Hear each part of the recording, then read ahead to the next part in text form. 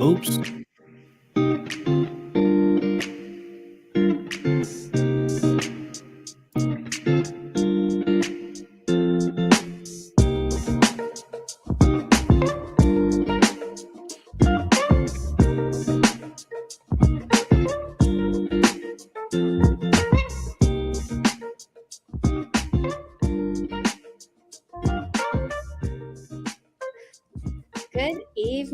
Good evening, everyone. How are you? My name is Leslie Matthews, and I have the honor of being your host this evening for the Threaded Live. So let me tell you a little bit about Threaded. It's an organization that brings love and gospel-based solutions to racial conflicts and dialogues in our society. So we have our host, Marcus Lloyd and Antoine Malone, and they're here to answer all our questions. Around that, all the questions. Every question you can throw at them. Yes, whatever you throw, we will have the answer. Oh. So welcome, and just it's a place to struggle, grieve, lament, and just be together in this conversation. So, are you guys ready? We're ready. I mean, I don't know, Antoine. I don't want to speak for you because you're not always ready, and you're muted. So did y'all hear did y'all hear like my computer sounds? Just for a second. Okay, I was wondering if that was coming assumed that was what was going to happen. You know what I mean? Yeah. Okay. Well, I was in the middle of trying to work on that, so and I muted myself. Anyway, what's up, everybody? So glad y'all are here. Where are the rest of the team? Roland and Mary are in the house. Hello. Yes, we do. We're going to answer every question there is, whatever you have for us. It will be a question. It will be an answer. I don't know if it's the right answer, but Marcus will entertain you because he's the entertainer of the two of us. That's right. Yes. Antoine's the brains here. I just here for no. I'm just here eye candy. Just mix it. Oh, you're just here to help everyone feel a little bit better about what they're looking at. I see. Okay, I got you. Okay. I'm working on my eye candy. If I can just, you got the CrossFit shirt on, so maybe I need to, you know what I'm saying, get out there and do my thing. It's a beat down. I actually got my son coming with me now to the gym every morning to CrossFit. First week. Yeah, and he can barely walk. It's fantastic. It's just like, yes, now you're understanding. Such a loving father you are. Such a loving father. It's all in love. I love him into pain. Pain changes us. Not a lot of differentiation and change comes without a little bit of pain. That is the name of the game, if you will. It is the name of the game. Pain is progress. 13, I wasn't sure because I don't remember that part. But it's First Hezekiah 12:1. Well, let's start with a question that we've got from one of our viewers. So here's the question. What do you think will happen with racism directed at Black people as current minority groups such as Asians and Latinos gain demographic share over the next few decades? Well, you have to read that one again. I mean, it's just there's a couple of things in there. So I may sure. Again, I'm not the brains. I'm just here. So, what do you think will happen with racism directed at Black people as current minority groups such as Asians and Latinos gain demographic share over the next few decades? Well, I think that the story, the African American aspect of the racism in America, or whatever may be left of it, I think there's a unique place with that. The fact that racism is so rooted or is so connected to the American story, the formation of the American story. And it's not that everyone didn't have some role in that. I mean, you could say the same thing for the Native American. You could say the same thing for many of our Asian friends. But I think there's something unique there that will continually be sort of, I don't know, targeted or unique. You know, I think there's the general feeling of losing of sort of the white majority losing their place, their space and their power and their privilege to whoever. And I think they will be afraid of that. Those who have that sort of what we were talking about on the last show, the sort of replacement theory, those who are kind of holding to that and have that fear will have that fear, whether it's black, brown, or whatever, right? I think some of that is just going to be there, but I think there's something specific to the African American story that will have lasting effect, specifically where it pertains to how the history has played into the flourishing or lack thereof of varying African American communities, and the social implications are just not yet fully exercised. So I think there's going to be a little bit of, I mean, there'll be a little broad conversation around it, but I don't know. I think there's going to be some distinctions still. So that's a word salad, but hopefully you got what I meant with all of that. Man, it had the tomatoes in there and the cucumbers, and it's good. Man, so many thoughts on this particular question. I'm glad Antoine got to go first so I could actually think about it. So there's a couple of things I'm thinking about this idea of racism directed at Black people. I love what you're saying, Antoine, because I think it's such a big piece. Is that there's not a uniqueness to white people when racism is concerned, in the sense that it is not in their DNA to be racist, and it's not in anybody else's DNA to be racist, right? Like it's human. And so much I think of why racism has been what it is and where it came from is a protection of power, which is what you're talking about, Antoine, right? Like, and so when people get into areas of power, they are more tempted to practice a kind of racism, right? Because you can see that in other countries.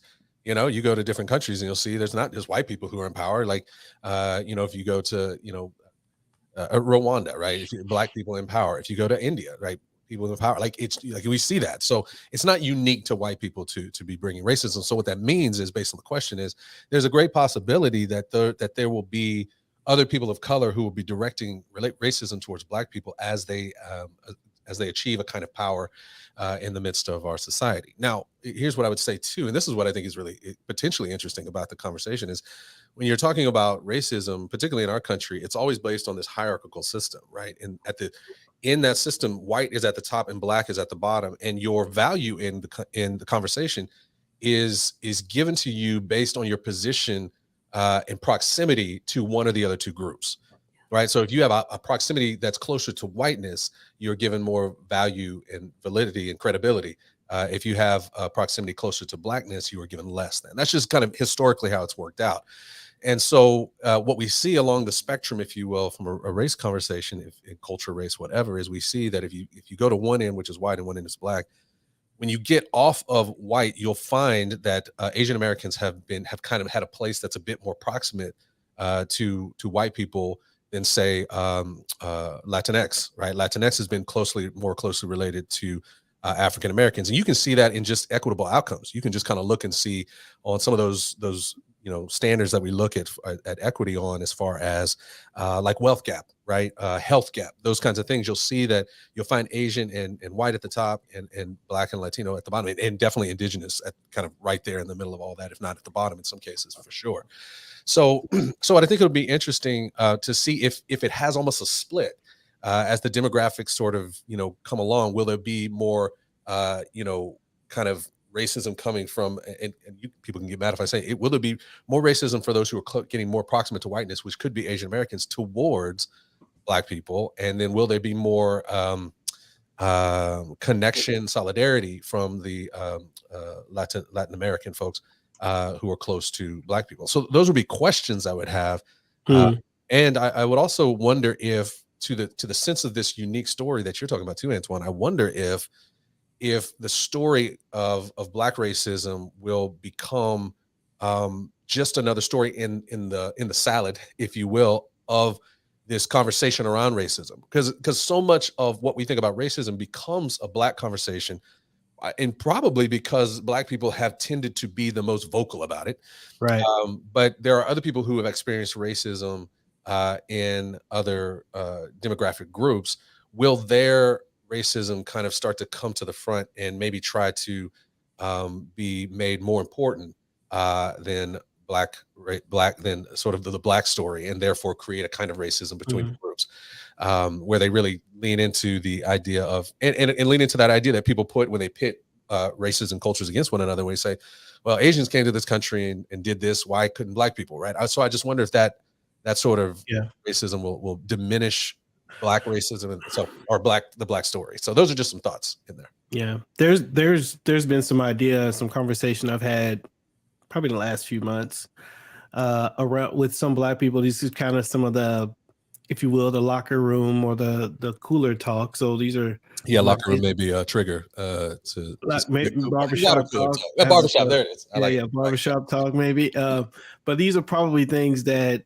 you know, when they're said to me, they were said to me by multiple people in a kind of hushed tone. You know, it's kind of like, okay, so it was kind of communicating, like, hey, we're not really going to talk about this too loud. So, but there's some black people who are worried that the justice, if you will, that is being sought after for black people will be overlooked in favor of other Sure. demographics. The That's question, good. the idea kind of becomes, hey, if the locus of if you will, for America, like you said, not this may show up in multiple countries, but if for America the predominant powerful majority is the white voice, if the charge against that white voice and is racism toward black people or racism in general, then to take the easier to deal with potentially an easier demographic, if Yeah. you will. I shouldn't say easy. I Easy is know a it's terrible, close, easy is right? a Like terrible word, I but know, like, you gonna get yeah, me for yeah. that one. But to deal with Real another shit. group that you may be able to make some progress with would diffuse the racism charge while not dealing with the actual issues in the black Mhm. community. How could we be racist if we are helping the Latinx community or the Asian community or what have you? And so black people are wondering, some of them in the conversations I'm having, wondering, hey, have those communities become sort of jump the line, if you will, to have their grievances dealt with, Mm. Or not? And of course, that's felt like that with some of the Asians, in the ways that you mentioned. You know, hey, the model minority mythology and all of that. But yeah, there's more than one person that's like, hey, I feel like the Latinx or the Hispanic community is leapfrogging in importance, or in at least in ways that they're being helped, the black community from their points of view. I'm not sure I reflect that exact same thought. I'm just speaking to the fact that That this people are question, talking about that. yeah, this Yeah. question is about what effect does the conversation of race have on the black community when more ethnic communities get more prominent, and therefore their issues become also more prominent. And the question, it would assume that something would diffuse, that you know, there's the black voice would get weaker, if you will, or would fall into the mass of voices of things, or that the black voices would be ignored or become increasingly ignored because it's a tougher emotional story there, Yeah. versus those more recent adaptations of racial inequalities that show up across other ethnic communities. So I think there is a fear that when you say we're at the bottom, we're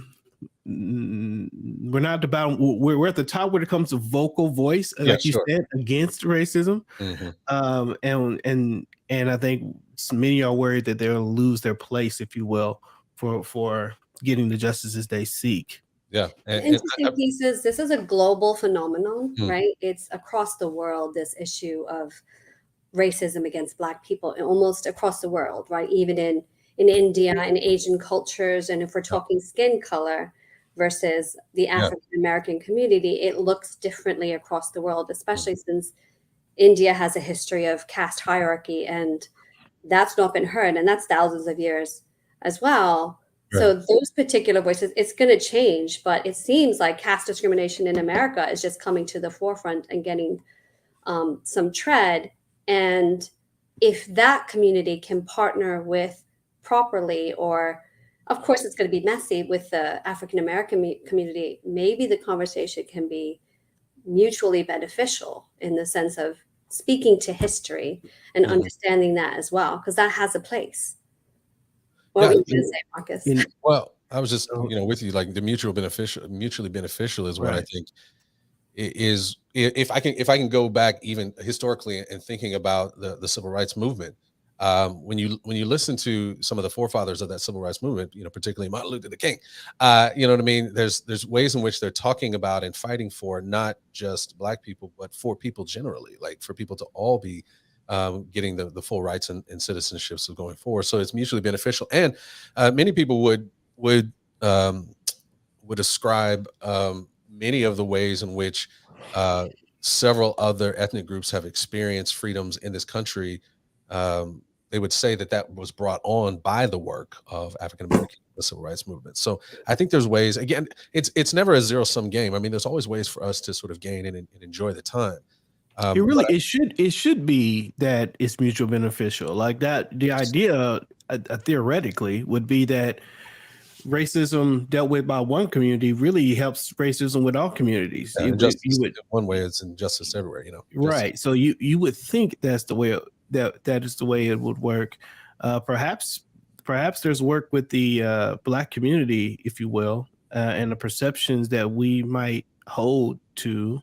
What am I trying to say here before I say that? Before I say that the wrong way, right? this is good. I like to see the maturity of thinking before you speak. Thinking before I It's speak. growth, Yeah, everybody. yeah. I need to learn. Let me say it another way. Let me Okay. say the Black community is used to having a prominent voice Sure. in the injustice conversation. Yeah. And there may be an adjustment period to not always having a prominent voice where race is concerned. And that adjustment period might include us recognizing that to share the voice, um, to share the voice of injustice, voicing out against injustice, doesn't mean that we're losing a spot, but it just means that it just means that we're bringing other people into it as well. We're trailblazing instead of losing a spot. And I think for some people, they don't think about it that way. They're worried about losing their hold in the conversation. Yeah, because to the point that you mentioned, though, like bringing other people into the story, right? Mutually working together, people go after the low hanging fruit, right? Right. And that's what you're talking about. And Yeah. so I Thank think you. Thank you. There. That's better than easier. Yeah. yeah, the low hanging fruit. And look, That's what I was looking for. this is not just methodology or hyperbole or something that we're just thinking out of no place. That's not hyperbole, but just thinking out of no place. I mean, if we look at African Americans have been talking about reparations since slavery, right? And it just keeps getting pushed. It keeps getting pushed. Keeps getting pushed. And now there's a little bit more talk about it now, but there's a lot of pushback to it. But if you look at what happened in the Japanese internment camp situation, many of those Japanese survivors of the internment camp got a kind of they got reparations. It wasn't a lot, but it was a reparations, $25,000 to those families, which it was, again, in some ways it was much easier to do that because the people who were affected were still alive.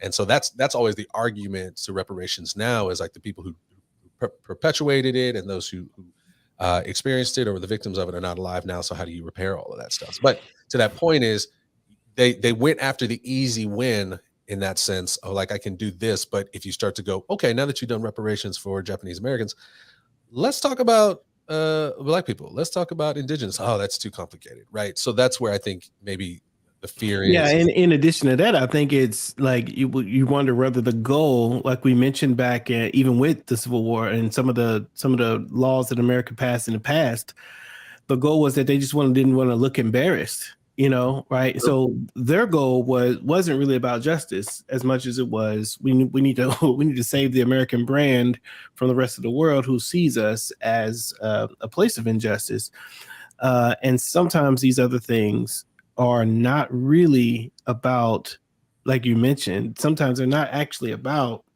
setting things right as much as they are about saving face. And if you can do enough to save face, then once face is saved, you stop, Yeah. even if the job is incomplete.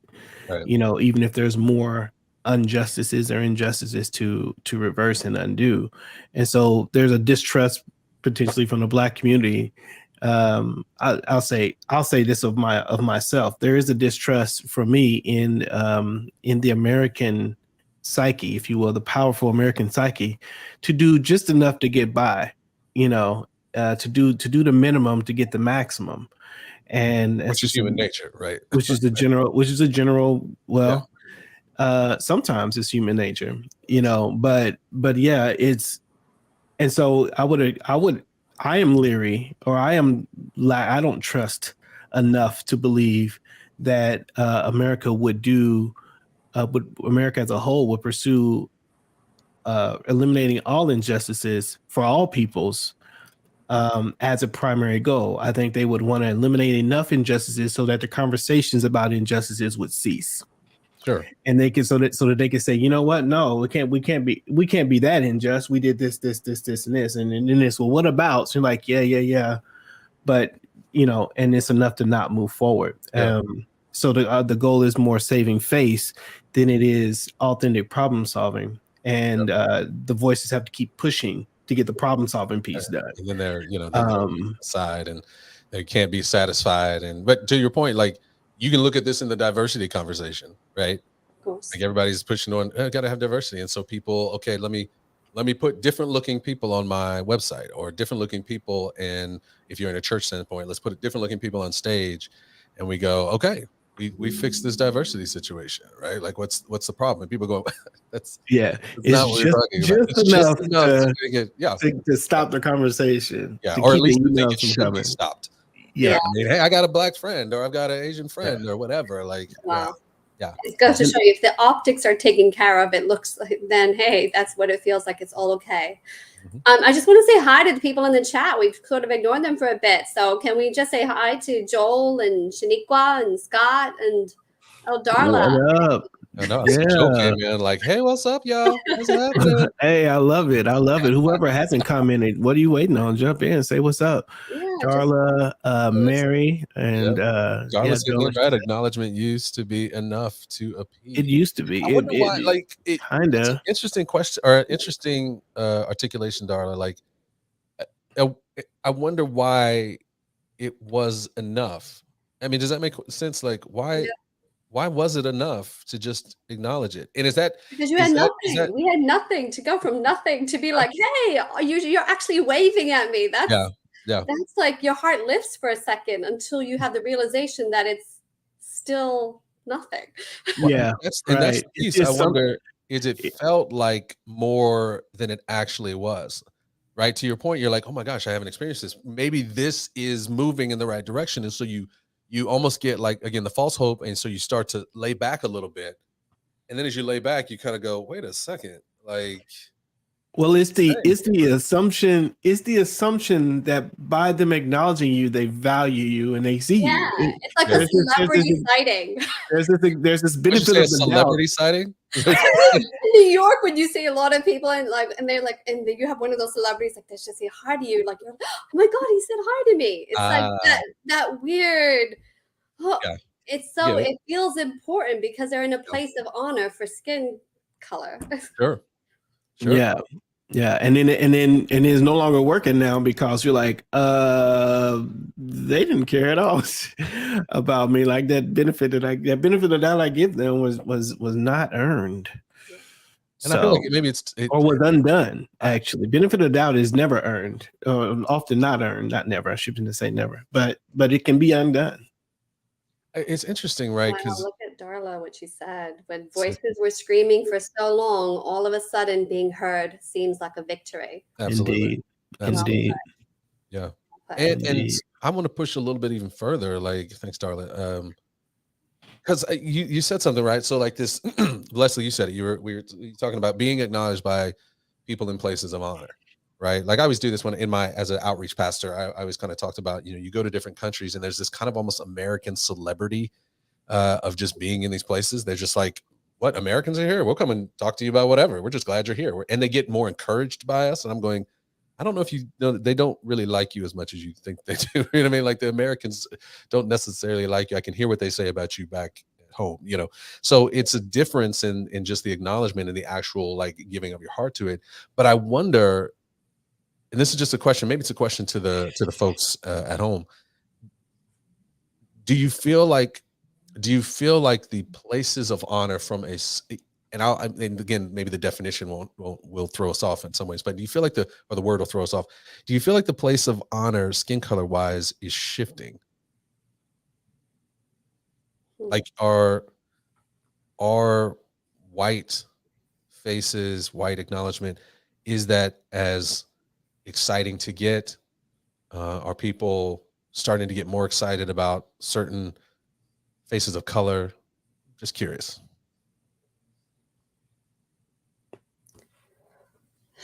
That's a pause. Well, I wonder. And again, I know there's word therapy in there, but I know you worldwide. Could you define place of honor a little bit more for But you said it, girl. You tell me what it means.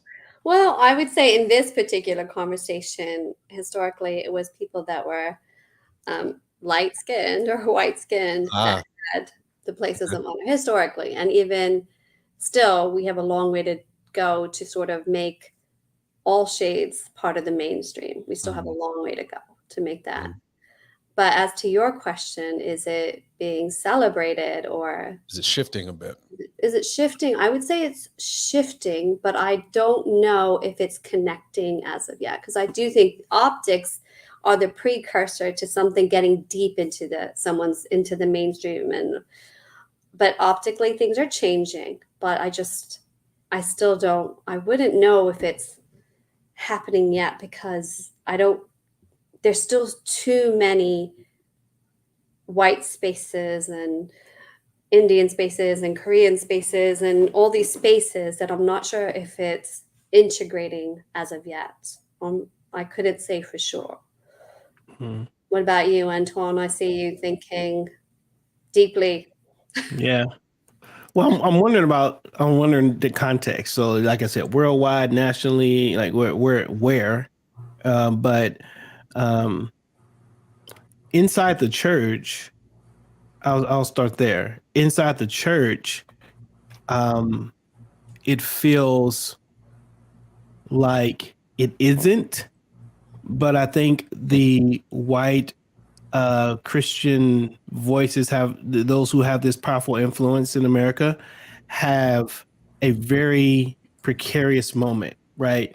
Where this Christian nationalism, I think, is still increasing the energy for, hey, I want to be a part of that for a lot of people, even if it's quiet. But that's also deterring a ton of people. And so while I think it is kind of ramping up because of politics, I think before long it's going to go the other direction in the church because of mishandling, because of the Christian nationalism. I think the Christian nationalism is like we're not going to let you take our spot even inside the churchness, and I think there's a lot of people energized by that, When you're calling Christian nationalism in as it sounds like that it's only white, right? Because you got a lot of Christian nationalists who aren't white. I'm talking like but I think what I'm tying Christian nationalism to the nationalism, to the sort of Americanism, which is predominantly tied to if you will, a socially constructed white way of doing things. We need to save America. We need to save the socially constructed whiteness of America, right? Sure. Even in our Christianity, and I think that animus, whether it's under that name or not, is what is gaining a lot of traction at the moment. But I think at some point that bubble will burst, and then there's going to be a huge switch in response to the church. It's already kind of starting now, leaking out now. Is it a leak? I guess there's a big hole in the boat, not a small hole, but the boat is still up and moving, if you will. So I don't think, yeah. So I think anyway. I think it's going. I think it's still where it was before. It's just responding. But if the Christian church doesn't get their head around how to deal with this well, then then people will start to see the church, the white, if you will, evangelical church, as something to distance themselves from, and it won't be a place of honor anymore. It'll be a place of dishonor. Correct. Which is what we're seeing with deconstruction. We're seeing some of it already. Yeah. It's just not at the level. I don't think it's. I think not people are still way more in than they are out, even though there's an increasing number of out. Yeah, I think that's, if I'm looking at what Joel, wrote in here, I think white Christians are still the predominant voice in America and in the world. In this country in particular, so many new immigrants and their children long to be accepted by that voice. And I think that's a really profound way to articulate that, Joel. Thank you for putting that in. I think when I'm thinking about, there's so many ways to kind of think about this particular question. And I'm with, and I hear what you're saying, Antoine, and kind of in Christian circles are in the conversation. I don't think we flipped, right? I don't think we flipped and where that, but I feel like there at least is, I'll go at the very base level. If we talk about skin color, I feel like that has been shifting for about 30 years, right? In the sense of maybe 20 years. Like when I was a kid, like nobody wanted my skin color.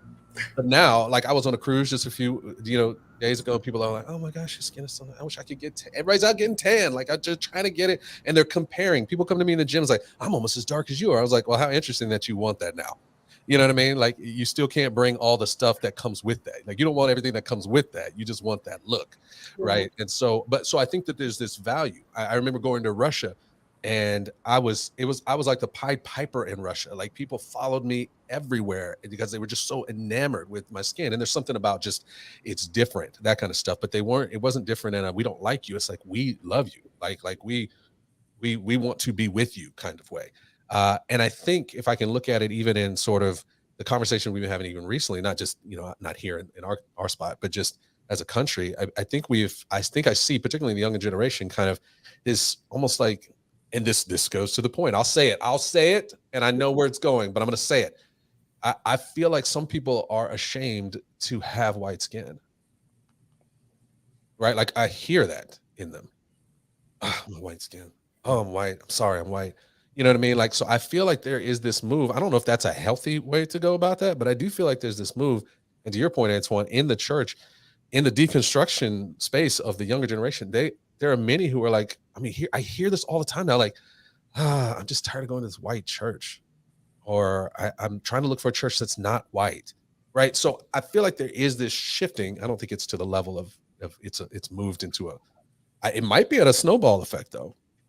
It might be getting that kind of momentum. So anyway, that's just my 2 cents in the midst of it. But to Joel's point, I do still, if the police show up, everybody's trying to hold on to their white skin.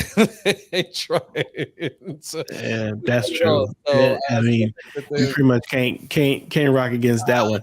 I mean, I'm with you, Shaniqua. I think the church has this great opportunity to not do what the rest of the world is doing in response to all these racial dynamics, these social dynamics, and exemplify this unity. Unity. I swear, unity sounds like it sounds like Lucky Charm. Sounds like the pot at the end of the rainbow. I think sometimes we say it and we kind of smile about it, or it's a pleasant thought, but it's a little bit too Pollyanna for some of us to really think is reality. Doesn't sound practical or pragmatic enough. And so a lot of people just decide that unity isn't going to work, though it's a great idea, and they just spend their energies digging into their faction, or their tribe, and pursuing what it is, what would fit them or meet their needs best individually.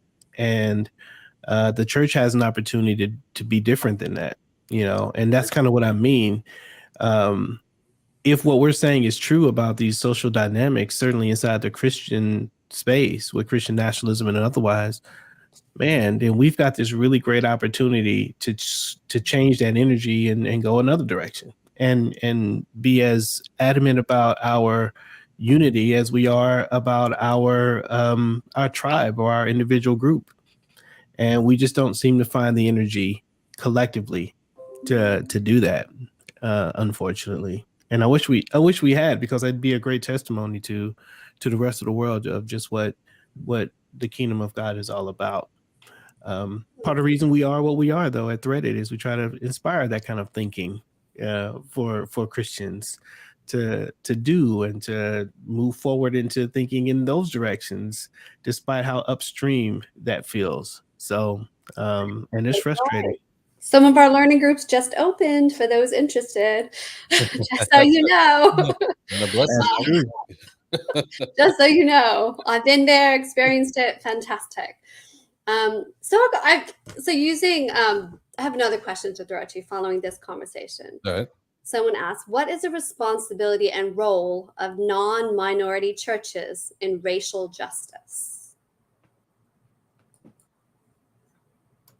So I'll do this one so Antoine can Take it. probably has the answer because he usually does, but I'll let him kind of stew on that a little bit. So the role of non-minority, is that what you said? Right? Non-minority spaces? Yes. Yes. Okay. Yeah. So allyship, solidarity, the utilization of gifts and the stewardship of time, talent, treasures, and privilege, the stewardship of voice as well. I mean, the opportunity to be able to advocate for other groups from a Christian standpoint, and advocate for the engagement in justice work. The advocacy for that from a Christian source is absolutely needed. So I've been lately just doing a little bit of work with an organization here in Dallas called Faith in Texas, and I was studying them and kind of I really like their work, but they do community organizing. And what's interesting, so they were one of the things we were doing. I guess it's been a couple of weeks since I've been gone for a while, but last time I engaged with them, we were at the jail, the Dallas County Jail, and we were there to deliver a letter to the Dallas County Sheriff, who incidentally is a Black woman, about the environment that exists in the jail. Dallas jails are becoming notorious for the lack of care that people experience. And so we were there to kind of deliver a letter to the sheriff and try to get her to engage in a conversation with faith leaders around even her own faith and how that should affect how she engages this particular conversation. And the majority of the people who were there were pastors of large white churches, as far as the clergy were concerned, bringing their voice, bringing their network, bringing really their power to be able to make those changes. And I think that that's a really great way. And most of the people who we were bailing out of jail were people of color. So I think that that's one way of at least church people really going to bat for those who are experiencing significant and even maybe not significant, having significant experiences of injustice and struggles, right? And it was as easy as you had, there were people we were bailing out that had a $10,000 bond and went in and negotiated and got it down to $150 to get them out. Like it's that kind of work that can be done if you got the power and the opportunity and you have the network. So that's just a couple of things. I'll let Antoine jump in if he's got anything on that, or Leslie, if you have anything too. Yeah, I think the church needs to be, I mean, again, it's similar to the unity conversation. It sounds abstract, but I think the church needs to be the church in the sense that the reason God left us here as a group is to exemplify a kingdom ethic, show the world who he is. So it's to reveal who God is and to manifest his kingdom in some way here on earth in such a way that people notice it and they see something different about it and are either drawn to it because it's what they've been looking for, or repelled by it because it no longer serves them, right? But in some way, it is different. And I think I personally think that our primary goal of any church, non-minority, minority, whoever it is to figure out what it means and to exemplify loving others the way Jesus loved us. And that is a spiritual statement. And so once again, like unity can easily get lost in the abstract, because it's easily something that we could say that people are like, well, yes. No one disagrees particularly with the statement, but how and what does that look like, right? And how do we get to those pictures? And I think that the church needs to wrestle with that. Personally, I know Marcus knows one of my personal philosophies about discipleship. Really, all of life is built around the commandment to love God with heart, mind, soul, and strength. And I happen to see those four things. For me, I categorize those things into four sort of ways of pursuing life: with emotional energy, with mental energy, with spiritual energy, and with physical energy. And the question then becomes, okay, how can we love God and love others in all four of those spaces? How do we love God in all four of those spaces? That's easy. But then how do we love others in all four of those spaces? And this is where we get lost in the sauce, right? Because some people would prefer just to do the love God mentally, love others mentally, but they don't want to do anything with their physical energy or their resources. Other people really want to do stuff with their physical resources, but don't want to emotionally connect, and what God has called us to is to love God and love others with all four of these things. How do we love each other fully, right? And advocate, care for, connect to, emotionally understand, empathize with, understand mental connections with. How do we do all of those things together? And again, it's the reason that I'm doing what I'm doing at Threaded, because I believe what we do is to try to help the church do that, right? Is to help us understand how we could be a community of love fully and comprehensively, right? In such a way that we're willing to give ourselves completely away, lose ourselves to the whole of the kingdom of God, and produce a picture, an icon of God's kingdom for the world to see and to click on, if you will, and want to be a part of or want to be drawn to. And again, it sounds abstract, but I don't think it needs to be abstract. But I think the church needs to figure out what it looks like internally to love each other well enough. And then externally, I would say this, and then Leslie, you may have something you want to add. Even in non-minority spaces, the concept of loving, let's just say a homogenous space, right? Even in homogenous spaces, loving like those people don't love Jesus in a homogenous church. Those people don't love each other like Jesus loves them.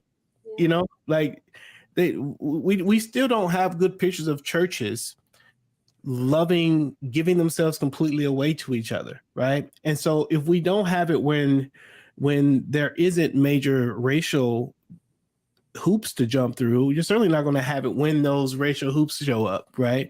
Like the church itself doesn't have mechanisms for loving well, period, homogenous or not.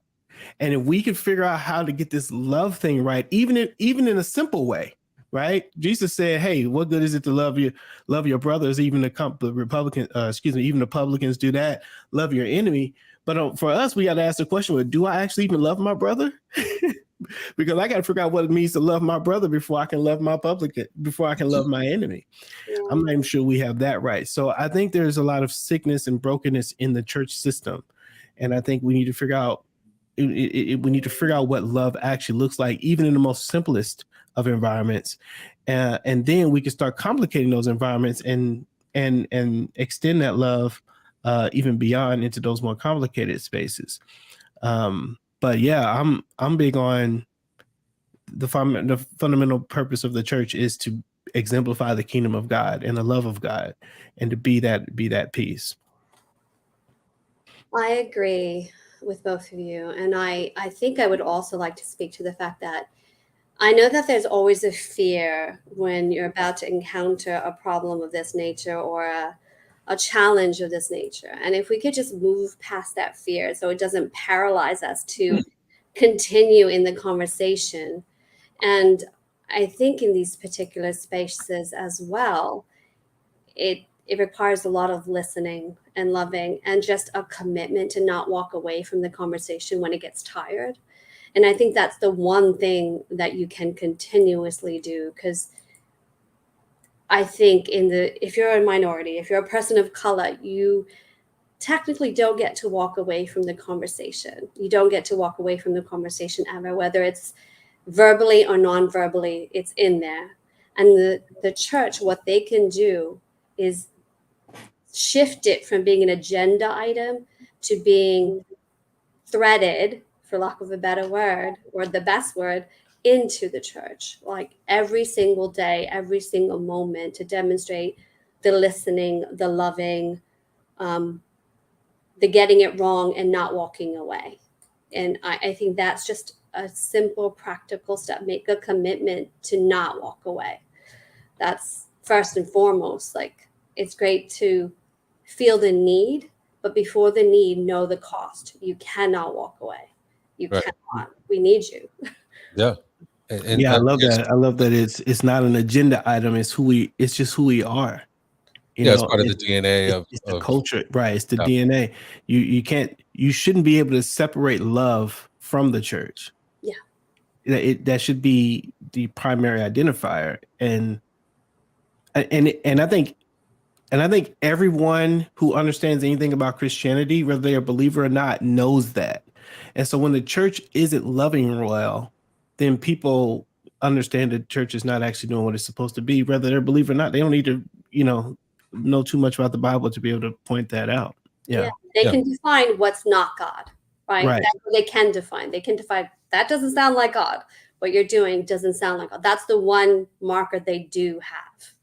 Yeah. And Antoine, you talk about heart, love the Lord your God with all your soul, all your heart, and all your mind, all your strength. And what I would say, just to cover a couple of things too, is if or even push a bit, is I don't know if there's a first. I think it's just those things. Yeah. You know what I'm saying? Because I think about Dr. King's, letter to from a Birmingham jail, where he's kind of writing these letters to these white pastors who are saying, "Hey, you just need to wait. Like we're gonna get to where you're going, but the way you're going about it is too aggressive, and so you just need to wait. We need to work a couple things out, and then we'll get to what you're talking about. Trust me, we'll get there." And he's saying you don't know what it's like it's easy for you to say wait. You're not the one who's having to wait, right? For justice, right? It's easy to say wait. And in some ways, I think it can be easy for folks, particularly in a non-minority space, to be like, let us get our stuff right first before we come. And but the people who are experiencing injustice, the people who are experiencing the effects of systemic racism, are ever experiencing that while we wait for the people with resources to get their stuff together. And it goes back to a psychological conversation that's been comes out of the great. There's a book called Divided by Faith, in which Christian Emerson. I said the name and it seems like it's wrong, but Ralph Emerson. No, not Ralph Waldo Emerson. It's Christian Emerson or Michael Emerson. There it is. That's right. Yeah, Ralph Emerson is another author. Yeah, right. Yeah, it's a great writer as well. But what Michael Emerson was putting together is this comparison, really this juxtaposing sort of ideas about how to fix the problem of race that was being articulated by Black evangelicals and white evangelicals. White evangelicals thought the problem of race was to love people better, right? To build better relationships cross-culturally, right? To create friendships. And that was going to fix the problem. Eventually, those friendships would lead to whatever. And Black evangelicals were like, you need to come and do basically community transformation, right? There's things that are going on systemically in our community that need to be dealt with because we're dying on the vine down here waiting. You know what I mean? I say down here on purpose because it feels like you're at the bottom. And so you try to have these conversations, and when you're talking to a homogenous white space, they're going, we need to build relationships. You're talking to a homogenous Black space, they're going, we need to change the environment. But what it is, it's really both of those. And what I would say to, again, that question of how do you what does a non-minority church need to do? They might need to, and this is maybe the prophetic part of my deal, they might need to be pushing into the place that they don't do naturally. Yeah.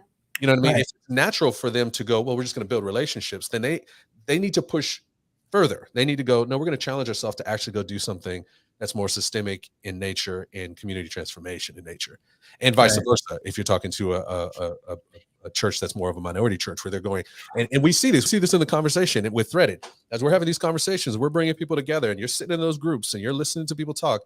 You're going to find that predominantly the white folks who are coming, they're coming and they desire to build relationships, and you'll find people of color, and I would say this to my Black brothers and sisters who don't want to get in the conversation. They don't want to get in because they don't see the value of building relationships until they see somebody changing something in their situation. They need those relationships, just work on relationships just as much as white people need to be working on the systemic issues. So again, I think there's a challenge to the non-minority spaces. They get the, this is to Roland's point. He says, unfortunately, allyship has often seemed to have become an intellectual issue. They're wrestling in the intellectual, but the people who are suffering aren't being helped by the wrestling intellectual. Down the road they may be, but we need to do both. While you're wrestling intellectually, you need to be engaging in some of these work in the community as well. So much more to say about all of that, but we can move and keep it moving. I don't know. These are the things. This is the what can we do? Well, I mean, at the end of the day, like, we'll get this question every single month, so we don't. The love conversation is, it just needs to be like, we need to see it for as big as all encompassing as it is. I think sometimes when we hear love, we compartmentalize it to some aspect of life, when love really is about the whole thing, and anyway, we'll off to the next. Well, to the next one. You asked for it, so here you go. In a country where the vice president is Black, and 7 to 8 of the top 10 income earning groups are people of color, what evidence would you need to see in order to admit that the claim of contemporary systemic racism is flawed or incorrect? You want me to read that again? One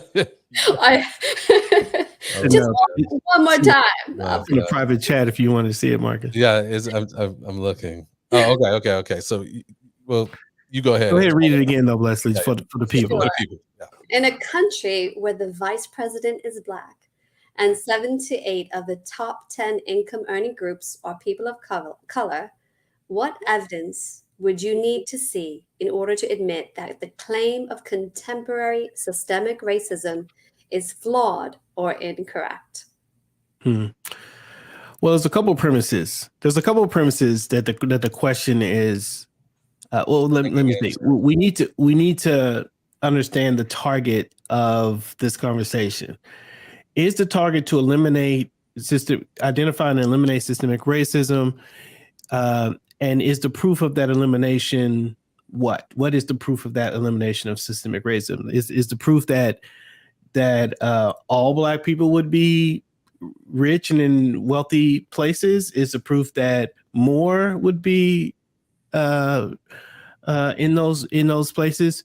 What would be the proof that there is systemic racism? And if there is systemic racism, would that mean that there would be no rich people of color and no persons of color who are in any type of leadership? So the question currently is working off of an assumption that systemic racism equals little to no person of color wealth, or person of color power, positions of power, or persons of color, even presidents or vice presidents. I would say that that's a false premise. I believe it could be true that you could have systemic racism, and yet not every person who is a person of color is being completely held absolutely down by that racism. And I'll give you this example to try to make my point. Everyone's familiar with the house Negro on the slave. to say what? Say Never it heard of this what? before. Who is this house Who is this house Negro? Negro? Anybody Yeah. not familiar? Does anybody not know what we talking about when we say Say house you. Negro? House. Okay, so regardless of what we think about this Mount House Negro, that's pay no attention to the pejoratives concerning that House Negro. But what I'm concerned with is the structure that's here. So on a plantation that is clearly systemically racist, we could all agree that the plantation is a picture of systemic racism. On this plantation, you have some who are working in the field, Black people who, probably hate that. But then you have a few who are in the house who feel like maybe their house is maybe their particular situation is not as bad. They figured out how to maybe work the system. Maybe they were lucky enough just to be chosen because somebody likes them. Maybe they were exceptional in some sort of way. They showed an ability to manage people or things or something like that. And so they were put into a scenario where they had a little bit of power and influence. This question would be like saying, how can we call the plantation a systemic racism, a systemically racist environment when there are house Negroes who are living comfortably in the house, in the plantation? And if you talk to them, they have some power, and they have some this, and they have some that. Of course, none of us would say that the presence of the house Negro or the station and the power given to that house Negro cancels out the existence or the accusation of systemic racism in that habitat. Now that's a smaller picture, right? If we expand that to America as a whole, and we call the White House the plantation, and everywhere else, the subject of the plantation, right? America is just a great in this analogy, a great plantation. Sure, there's going to be some house Negroes in the house, whether they deserve to be there or not, whether they some of those might actually believe slaves are the best way to go, and therefore they are amenable to the slave owner. There are people who will be there, and I don't think that the presence of these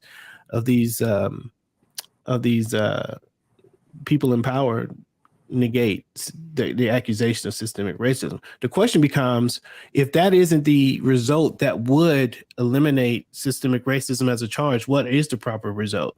What do we want to see? How would we prove systemic racism no longer exists? And I think that's a question we could all wrestle with and mess around with.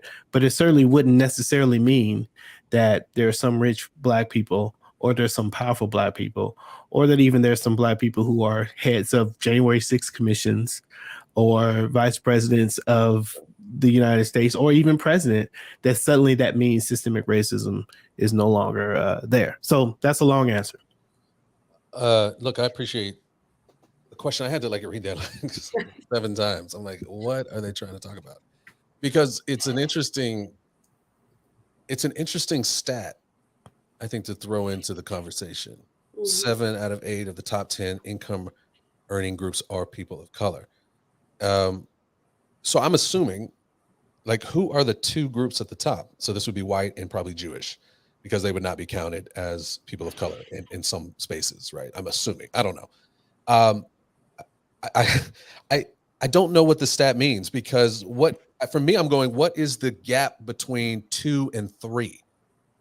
If you're looking at a list of the top earning groups, what is the gap between 2 and 3? I mean, you're basically just saying everybody is on the earning groups. It's like your plantation analogy. It's the second highest earning group on the plantation are Black people. And so what's the problem?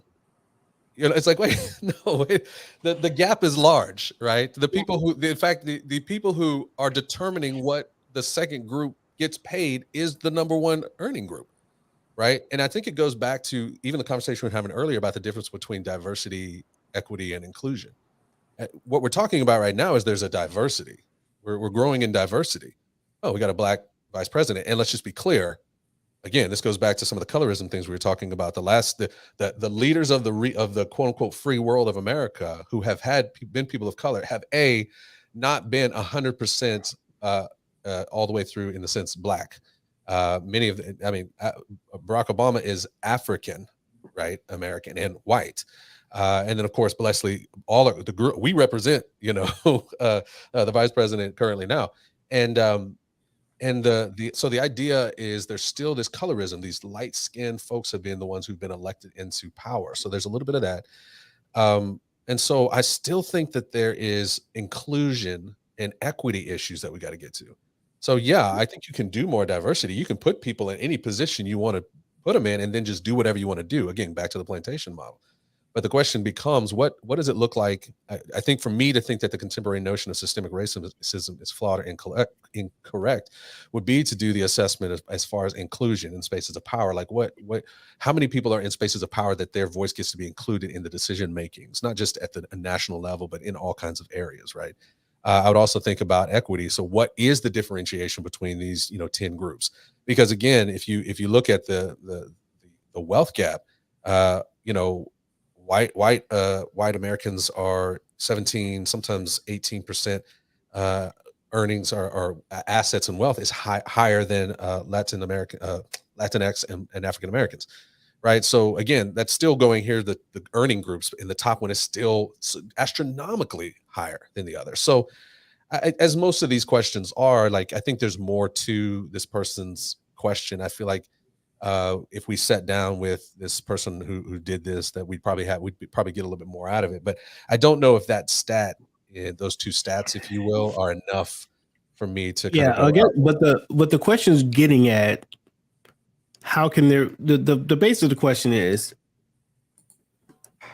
how can you claim systemic racism when against Black people or people of color, when people of color are clearly benefiting from that system? That's the essence of the question that they're asking, and they're using these statistics to show that the highest levels of influence or highest levels of certain aspects in society are being achieved by people we're saying are being held back from making that progress. And to your point, the House Negro is the thing. There's always been, Roland said it right. The exceptions are not proof that there's not been systemic racism.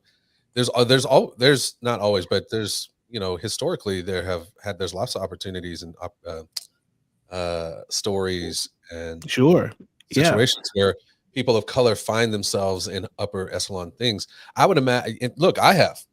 Right, like I have found myself in certain levels of authority and power in certain. But Marcus, we couldn't use you because the subject of systemic racism is in debate in your lifetime. Like for this question, for this person would say, yeah, but by you, if you're going to use yourself as an example, then they would say, well, that would mean that you didn't grow up in a systemically racist environment. It almost feels like you'd have to go back to an agreed upon systemically racist environment and say, did black people were they prominent in that environment? Like say Frederick Douglass or people who you say, hey, was Jim Crow laws systemically racist? Yes. Okay. Were there rich black people during Jim Crow laws?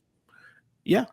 There were some. I get you. Yeah. So even though we're talking about it in the contemporary, to prove the contemporary idea of what we're saying, right? Because that's what's the time that's clear that everybody agrees had systemic racism and showed them that there were exceptions in that moment as well. Right. So can I ask for a clarifying feature when we're talking about the founding laws of the country, right? I imagine that there were no people of color that did these laws, I'm assuming. And is wealth the only measure of or indicator of systemic racism? That is the measure that systemic racism is no longer in existence. Like, isn't there the voice at the table for legal issues? Isn't there the voice at the table in the church? Isn't the voice at the table in creating of organization or law or business, however that goes? Is that also part of how we measure what systemic racism is? Or is it this person said only wealth, or is using wealth as a fact? But systemic racism is not only measured by wealth. Sure. Yeah, I think the hard part, I think wealth in some ways is broader and easier to grab onto Hmm. than what you're talking about. Also because of just sheer numbers, right? So if you're talking about why don't we have representation, and I'll say, so again, depending on what part of uh, point in time you're engaging, right?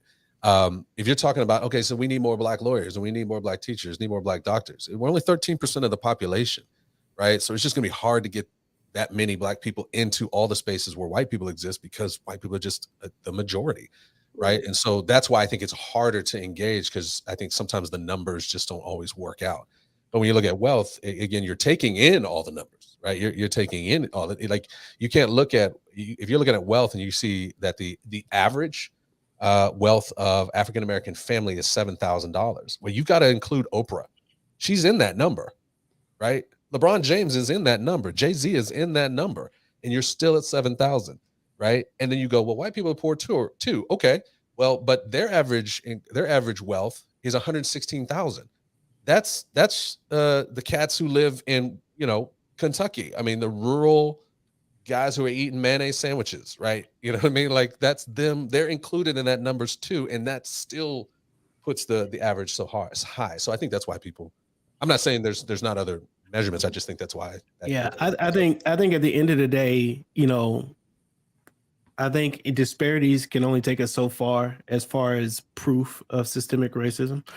I think they do. I think they play a significant role. We've talked about in the past, that some disparities, whenever there's cheating or injustice, disparities always show up. But it doesn't mean, but every time there's a disparity doesn't mean there's proof of injustice, right? Right. So these aren't symbiotic relationships. Right. So a lot of these statistics do help us know, hey, there's a lot of smoke here. Maybe we need to check to see if there's fire there. But systemic racism, the only way to prove it is to look at the system, the rules that are written, and discover if the racism is written in the rules. I mean, there's a lot of people who make a lot of progress in spite of. Women made progress. Many women made progress in spite of the fact that the system was against women to work or to vote or to have various access. A lot of black men make something of their families and maybe garner wealth or get further down in spite of the fact that the system was against them. A lot of systems happen. A lot of things happen in spite of systems. I might win at chess. I'm playing chess these days. I might win at chess, even though you decide to continually to give me one less bishop just because I'm black, right? And I might still win. And you don't get to look at that and say, oh, well, you won, so no problem. No, the rules say I'm supposed to have what I'm supposed to have, period. Regardless of the outcome, I'm supposed to have what I'm supposed to have. Even if I found a way to make what I have work because you gave me less, that doesn't change the fact that doesn't make it okay. And there's a lot of black people and people of color who and lots of marginalized persons who make it work, and bless them for it. It's an inspiring picture when we see it. But that does not mean that everything is okay now. Why don't you guys just do what they did? No. The system is supposed to do a certain thing, and if it is either doing that thing or it isn't. And systemic racism has got to look at, if we're going to measure systemic racism, I believe that the mass majority of it has to be looking very closely at the system itself, even despite the outcomes, right? Because the human spirit is strong, and people are fantastic. People find a way, lots of people find a way. Sure. Yeah. And no, I think that is I think that's going to be the ultimate indicator for systemic racism. And what you're saying is, and I'll show you. Roland put something into the Yeah, chat here. This seems to fall under the debate around CRT. How does critical race theory fit into in the history of the church, and should it be acknowledged by the church? I think what you're talking about, and it's why we're laughing, right, is that you're talking about in many ways the underlying work of what was originally sort of being brought to bear in the concept of critical race theory from a legal standpoint, which is where it originated from. And so it's this idea of examining the laws and seeing if they are, well, in some ways to what you're talking about, we see, are they producing the outcomes that we thought that they were supposed to produce? If they're not producing these outcomes, we need to look at the laws and kind of go, okay, so what's happening here that's not getting the thing that we wanted to get? And just looking and finding ourselves in sort of the idea of even how do you get people in the room to kind of give counter stories to some of the things that may be put into play as you're creating laws? How do you make sure that voices are heard, particularly if you're making laws are going to policies and things that are going to intersect and affect a particular people group? If that people group isn't at the table, then it's more apt and more possible that you're not going to create something that's going to be helpful for that people group, right? It's going to be much more possible that you'll do something that helps that people group if that people group is in the room. And so I think that if to kind of go in on Roland's question, I think I think the CRT conversation is always difficult to have. I don't think it's that difficult, but it seems to be difficult in the church. But I do think the concept of evaluation, right, being able to kind of look at our systems, right, look at whether it's denominational conventions, whether it's churches, to examine systems. If we're not getting women in leadership in lots of roles, sometimes it's, and Antoine, you've said this many times, let's look at the playbook and see if there's anything in the playbook or the staff rules or the handbook, the handbook, the employee handbook. the employee handbook, and go, is there anything in this particular handbook that's maybe keeping women from getting jobs at the highest level? Well, if you go to the employee handbook and it says, hey, you're I'm just gonna say something crazy, right, just so we get it. Anybody who's ever birthed a child cannot be in positions of leadership. Well, all of a sudden you're going, wait a second, well, that's why you don't have women in leadership. So we need to change that in the handbook so that we can actually see and open the door for more women to be in that position. So I think that's one of the ways that it fits into the church. The Jackie Robinson thing, like, he's not going to get into the majors until somebody changes the rule. Yeah, that's it. He belongs there, and he got there in spite of the rule. Yeah, he got there in spite of the rule, but he can only go so far because the paperwork, the law itself, it only allows him to go so far. So you got to change. Also, when you change law, you have to take it off the books. Because interesting, I think Roland and I, or Middleton, someone and I had this conversation about miscegenation laws, and the last one on the books was in 2000 or 1998. That's in our generation. That's in our generation. That's a I know it. And these are the things that we all have to continue to understand, and you can't understand it unless you open up your mind and start listening to people. Is that this conversation is not so ancient, right? It's not so much in the past. There are things that are going on right now. Like, I was talking to a friend of mine the other day, and we were talking about July 4th is coming up, right? So there's all the conversation that usually comes before July 4th. We get to Juneteenth, right? But July 4th is coming up, so everybody. We didn't even talk about Juneteenth today. I know. I just went right by it. But we were talking about it, and he works at a church, and he was talking about the church may be doing some stuff, around national, about the nation during church and that kind of stuff. And so we had a nice conversation, interesting conversation about that. But as we were kind of, unpacking this conversation, it was something that we were doing. It's like, hey, you have to say it a certain way when you do it, because I am really the first generation of African Americans to be born in this country with all my rights and privileges. Yeah.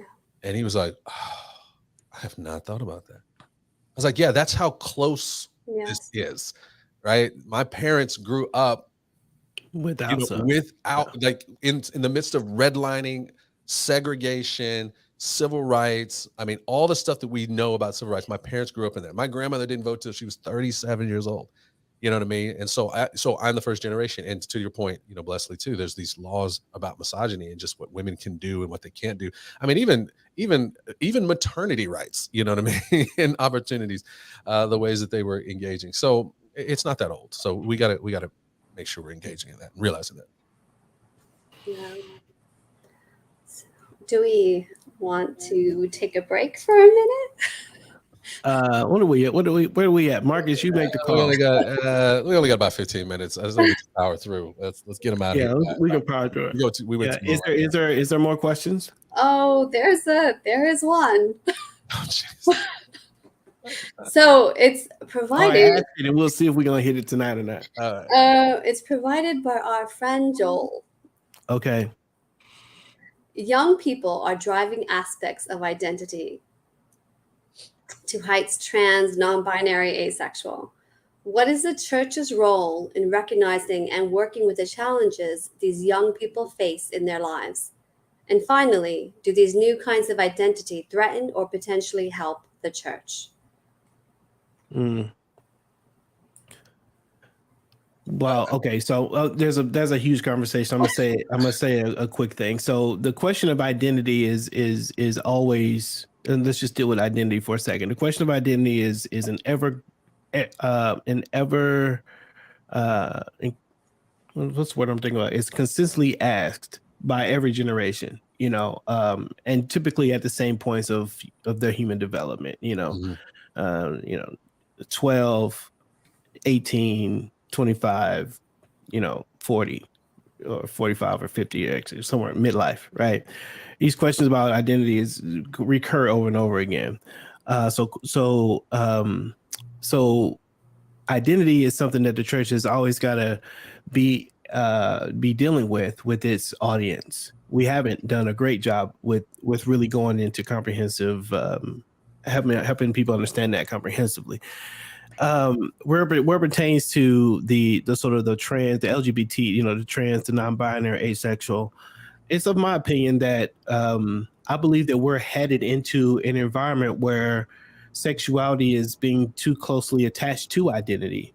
Where in the past sexuality was a desire, was a we wouldn't identify ourselves by our sexuality. We would just say I'm right-handed. Sexuality is like being right-handed, or having some sort of personal trait or whatever. It's like a trait more than an identity. And we were moving into a generation where that sexuality is no longer a trait, but it's becoming a full identity thing. And I do think that changes how the church should address that conversation. I think our principles should remain, but I think how we address sexuality, because of this nuance that we're seeing, this shift in how that conversation is being had among the next generation and the generation following, I think we need to sit down and think through what's going to be the best way to address that. And I'm not sure that we're doing that either. I think we're just jumping in with our natural instincts and potentially doing a lot more harm than good. Let's see. The church, what is church role in recognizing and working with challenges? Yeah, I think the church's role is to walk alongside these young people as they ask these questions about identity, and slowly but to build the trust necessary to be able to speak into the lives and the thinking of these young people, knowing that typically you're not going to be able to come in and just change someone just because you said so. They've got to trust you first. They've got to trust that you love them, that you care for them, that they have value to you, and then when you offer them truth or some sort of truth, they can receive it as something that's meant to be beneficial to them and would actually consider it, instead of seeing it as something that would be attacking to them. And I don't think we've done a really great job of walking alongside people. I think we would only walk alongside people who we connect to, and then certain people we say you have to be distant from us and you have to go and do that by yourself. And I think that's created a lot of negative momentum. So I think the church has to reevaluate its strategy for how to deal with this question of identity, how to have the conversation. There's what the conversation is, the content of the conversation, and it's the how that needs to be talked about. How are we going to have the conversation in such a way that we gain trust, that we earn a spot to walk alongside these young folks as they're thinking through these things in such a way that we can speak truth and they would hear it. And even if they didn't hear it, that they would invite us to continue to walk with them, right? Because we'd rather walk with them than without them, right? I'd rather be, when I think about my children, I'd rather be with my children if they're making bad decisions than for them to have to do it completely by themselves, you know? So those are some of the quick thoughts. Yeah. That's kind of what Darla said. If you see it, people don't care how much you know until they know how much you care. Right. Yeah, it's a shift from the church sort of taking the posture of conqueror to taking the posture, and Antoine, we talk about this, of counselor. You know, Yeah. and I think that's the problem we're having, and we've seen that in all spaces. I think I do think that there's an identity idolization that is happening in that space, just like there is and has been in the race space, where that particular identity has become everything. It's how you want to see life and lenses, and everything has to match up with that. And I think that's a for a race conversation. I think that's a dangerous one and a limiting one for as far as experiencing all the wonderful things that God has created on this earth. When you live in His identity, and I think the same is true in the sexuality conversation. And but as the church should go about it, we should walk alongside, recognizing that people have something to say. Just like in a race conversation, there are people who have ethnocentrism, right? Who have made race the central identity, right? They'll start with "I'm Black" and then "I'm a Christian because I was Black first." You know what I mean? Like, okay, yeah, you were Black first, but if we're talking about it from a Christian standpoint, there is a demotion of that particular identity when Christianity comes into the space, right? It doesn't become the thing that you make all your decisions around. And so I think that if we're dealing in a Christian space, I think that's the way we need to look at it. I can't control in some ways what the world is going to do from a Christianity standpoint. We just need to counsel people to see themselves beyond just these kinds of identities, whether it's race or sexuality. And I think that will put us all into a better position to hear from God more plainly and to be led by Him more fully. And again, from a church standpoint, I think that's what we should be trying to do. But again, not to conquer and change. God's going to do whatever those kinds of things as far as how people think about identity, whether it's again race or whatever. But to come along and counsel, I think that's where I've felt such great love when I felt love in the church is by Christians who may not agree with me in the midst of my ethnocentrism at times, but they sit and they listen. And honestly, they'll sit and listen for a while, and then something will just happen because we built trust and relationship where they'll just challenge to a second, like, okay, so what about this? And instead of getting like put out about it, I'll go, that's a good question, right? You've been hearing me for this long time, so it only makes sense that I can now engage in this conflict with you because I feel like we have filled the emotional bucket, the relational bucket, right? We have all that equity, if you will, in that particular term now, relational equity, so that we can do that. I think there's some real good conversations to be had with our brothers and sisters who are in that space of sexuality that can be done if there's relational equity, but you can't get it if you just come in there trying to conquer. So, Yeah. Yep. I've got a lot of ideas about that as well, but we don't have a lot of time. I threw it here right when we have like 10 minutes. Well, and just to be clear, like one of the things we understand is that in the midst of Threaded is a biblical racial reconciliation and unity organization, right? So there's aspects that intersect, if you will, the racial conversation, but it's not a place outside of the racial conversation. We don't play as deeply in those spaces, right? We're kind of going after a particular space, and we understand they come in, and so you're not going to probably see from us this long treatise about sexual identity and things of that nature, because it's just not the place we play as well. There are some really great, I think, Christians out there who are doing what we're doing in the race space. They're doing in the sexuality space, and they're going to just be better at this than we are, and we're going to be better at this race space than they're going to be, right? So we'll engage those things as far as they intersect, but you probably won't see any large scale thought process, at least as an organization. You may hear them from us individually and in our own spaces, but from an organization, we dip into that, recognizing that we aren't spending our time reading as much about that as we are in these other spaces. Absolutely. So we had some good thoughts. Good thoughts. Great interaction on the chat. Love it. Love the interaction on the chat. Fantastic. Thank you, Darla and Joel and Mary, and man, there's just some for Shaniqua came through strong. Roland, I saw you, Roland. Roland's dropping all these bombs on us today. I was like, well, come on with it then, Roland. So that look, let's just be clear. This is how the show goes, right? We just waiting for you to get in.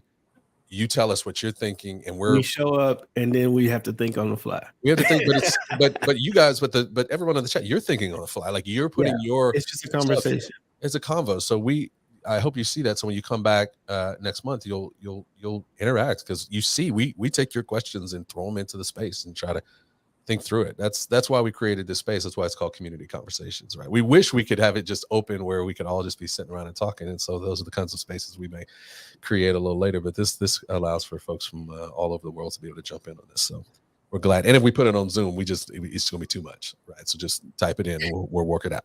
Yeah. Thank you, Margaret, too. I see Margaret's on there as well. Margaret. Yeah, Margaret. All right. Well, thank you. And this was just some interesting thoughts. And if anybody wants to, wait, we got one comment. I can't see who it is. But if anyone wants to sign up, to the Threaded Collective, join, subscribe, make sure you also do colored commentary. We welcome all your thoughts, questions. We're here every third Wednesday. Third Wednesday for community conversations. Yeah, for sure. Exactly. And you brought a lot of questions. As you see, they were answered with respect too. All right. So there you go. Yeah, come on to the collective. We're definitely we're getting connected to a lot of great thought leaders out there right now who are going to be coming in and creating webinars for the collective. As we move toward our big thing right now is we're looking to 2024. We recognize, the idea that Christmas comes every year. And if you're not prepared financially, that's on you, because you had 12 months to prepare. Yeah. And we know racial conversations are racial catalytic events. They happen sometimes when we don't know. Like, we didn't know Buffalo was going to happen. It just happened, and we're not necessarily prepared. But we do know that every 4 years an election happens, and we've seen, particularly in the last 20 years or so, that race has been a big thing that the church has not been prepared to engage in. And so we are really focusing on trying to train and engage with people to see them become community weavers, where they're learning and growing how they can facilitate, engage these conversations from a gospel space. And so in the collective, you're going to be getting a lot of webinars from people who are experts in this field, who are dropping in their bits of knowledge, what they think we all need to learn and get our hands around if we're going to be prepared for 2024. So hopefully we'll all be able to engage with that, jump in. It'll be fun. Yeah. I like when Margaret said, she said, set a notification request and you'll be reminded of the upcoming conversation. That's right. Hit the bell notification as they was saying. I needed it today. I was working. I was like, oh, we got a conversation coming here in a couple minutes. Conversation showing up. Yeah. Also, I don't know if there's anybody here in the Dallas area, but we are making a trip to. Hold up. Nope. Never mind. Yep. Nope. I meant we were making a trip to memory lane. Back down memory lane. No. That's my bad. I was going to talk to you that before. So. Okay, well, cool. All righty. Well, again, I enjoyed it. I always enjoy these conversations. So, Leslie, thank you so much for keeping us moving and hosting our time. It was my pleasure. My pleasure. Thank you, everyone. Everybody have a good night. All right.